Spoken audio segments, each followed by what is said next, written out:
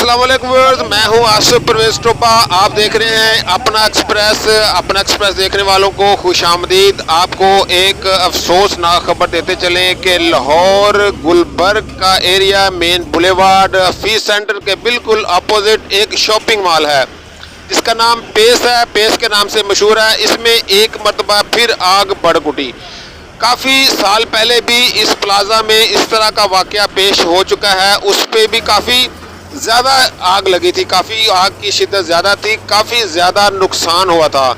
और तकरीबन 8 से 10 साल के अरसा के बाद फिर दोबारा उसी प्लाजे में आग लग चुकी है। और 1 साल के अरसा से पहले उसके ऑपोजिट प्लाजा है जिसका नाम है हफीज़ सेंटर, उसमें भी आग लग चुकी है। उसमें भी काफ़ी ज़्यादा नुकसान हुआ था। अब उसके तकरीबन 1 से 2 साल के अरसा के बाद फिर दोबारा उसके अपोजिट एक प्लाजा है जिसका नाम है पेस पे आग लग चुकी है। आग इतनी ज़्यादा है और आप देख सकते हैं कि आग का कलर तो लाल होता है लेकिन ये वाइट कलर की आग है। जैसा बताएंगे कि ये आग जो वाइट कलर की है इसका क्या मकसद है। जो अंदर सामान पड़ा है उसको आग लगी है, उसका कलर दे रही है। मेरे ख्याल में यहाँ पे मुख्तलिफ़ किस्म की शॉप्स हैं। ज़्यादातर यहाँ पे कपड़े की शॉप्स हैं, कुछ परफ्यूम्स वगैरह की भी शॉप्स हैं। तो इस वजह से मे बी केमिकल्स की वजह से भी ये हो कि आग का कलर वाइट हो। कपड़े, शूज़ और डिफरेंट काइंड की ये शॉप्स हैं, तो ये वजह भी हो सकती है। जैसा काफ़ी अरसा पहले भी इस जो ये शॉपिंग प्लाजा है उस शॉपिंग प्लाजा में जो आग लगी थी उस पे भी तकरीबन इन्होंने सबक हासिल नहीं किया।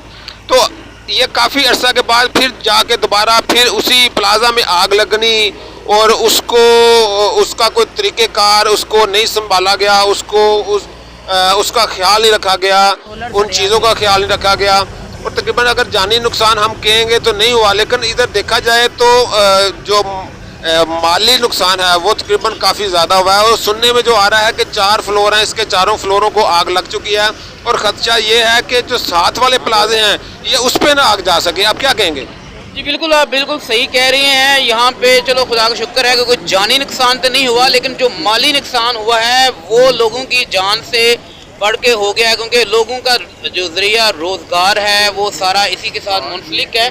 तो इस वजह से लोग काफ़ी ज़्यादा मुतासर हुए हैं। और ये हुकूमत को और जो इंतज़ामिया है यहाँ पे ख़ास तौर पे उसको ये सोचना चाहिए कि ये चीज़ नहीं होनी चाहिए और हर किस्म के हिफाजती इंतजाम जो है करने चाहिए, क्योंकि लोगों ने मेहनत करके एक एक पैसा इकट्ठा करके यहाँ पे अपना शॉप्स खोली है, माल रखा है, तो वो लोगों का सारा तबाह बर्बाद हो गया है।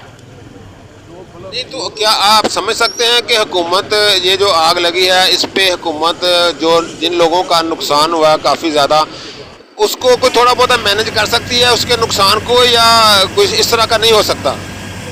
देखिए, हुकूमत तो आजकल आपको पता ही है कि किस हाल में फंसी हुई है। वो तो बेचारे इस वक्त बुरी हालात में फंसे हुए हैं, लेकिन फिर भी हुकूमत जो है उसको बड़े भाई की तरह होकर ये सोचना चाहिए और इनको जो है इनका रफा दफा करना चाहिए।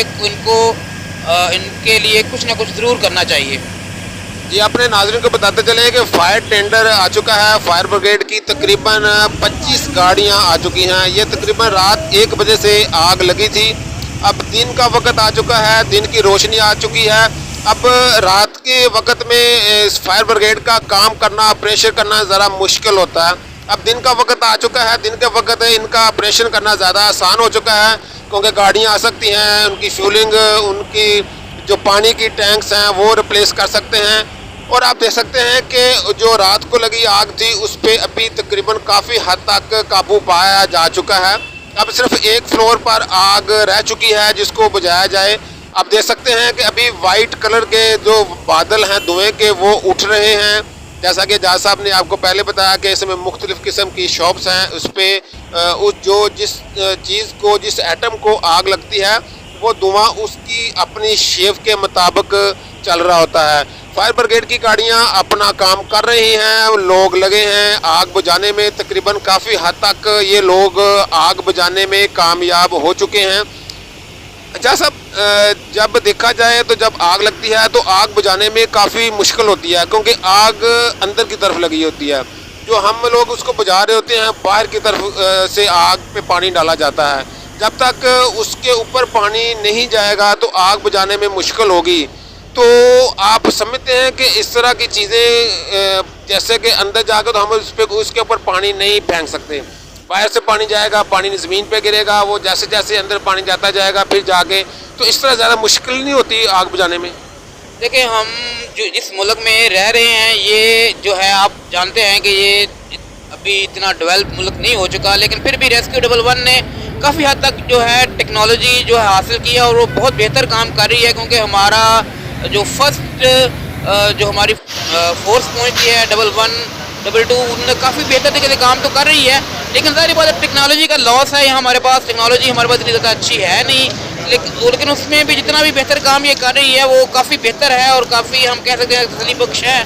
और आगे को देखें, अगर इनके पास हम अपने इस इदारे को टेक्नोलॉजी से हमकनार कर देते हैं तो ज़रूर हम बेहतर से बेहतर काम जो है वो कर सकते हैं। ये अपने नाज़रीन से मैं गुजारिश करूंगा कि अगर वो हमारे इस चैनल पर न्यू हैं तो इस चैनल को सब्सक्राइब कर दीजिएगा, घंटी वाले बटन को लाजमी दबाइएगा ताकि आपको आने वाली हर वीडियो सबसे पहले मिले।